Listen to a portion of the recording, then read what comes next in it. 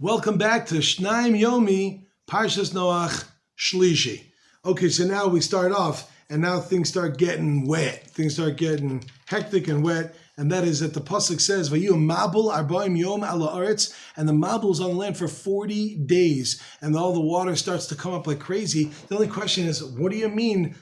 The mabul. If you looked in Shani, you saw, and I even said it, and it started to rain for 40 days. Was it Geshem or was it mabul? So Rashi tells us that actually it started off as Geshem, so that when a person saw the rain, they'd be like, oh, it's really true what Noach is saying, and I should really do tshuva, which shows us that Hashem always gives us a chance to do tshuva. We just have to take that opportunity. Okay, so it starts to rain, and as it continues to rain, it switches over to mabul because they didn't actually change. Then it lifted up the teva off the ground. It starts to lift up and everything gets destroyed. The whole area, all the animals that are not on the table gets destroyed.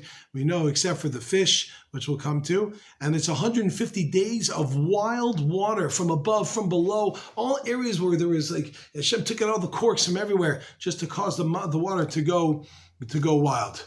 Now, it's 150 days that the water is going wild. And then Hashem remembers Noach. He remembers him and says, "Oh, it's time to start cleaning things up. Start getting the cleanup crew over here. We gotta change things around over here."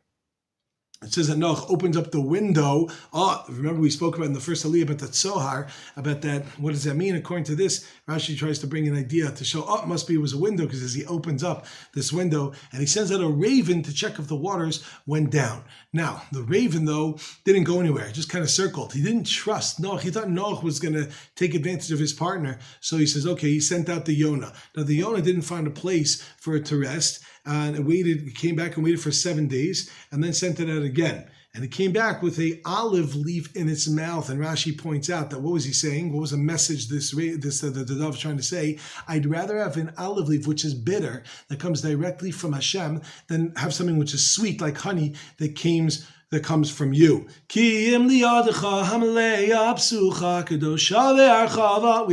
come from Hashem than from somebody else. So what does he do? He waits for another 7 days and he sends it out and it doesn't return. And then he realizes, oh, it's dry. It's time to make our way out. So he opens up the door and wow, voila, it's done. It's dry. Unbelievable. But let's just circle back to that first thing that we said. Is it rain or is it mabul? What's amazing is not only will Hashem give us the opportunity to do tshuva, but sometimes when a person is such a rasha, they're stuck in the wrong way of life. The Chazal say, "Afilu omdim pesach shel Gehenna me'eino omdim tshuva." Even when they're standing by the entranceway of Gehenna, they don't do tshuva. Chalila, let's make sure we don't get there. We can go back to the first aliyah. Ela told us Noach ish tzaddik, but not like a rasha where we can't even see the good things that are in front of us and make the right opportunities. Make the right choices. Look at the opportunities Hashem gives us, and if we want to change our life, then it's right there in front of us. That mabul starts off always as rain, always gives us a chance to change. Make sure that we take that chance.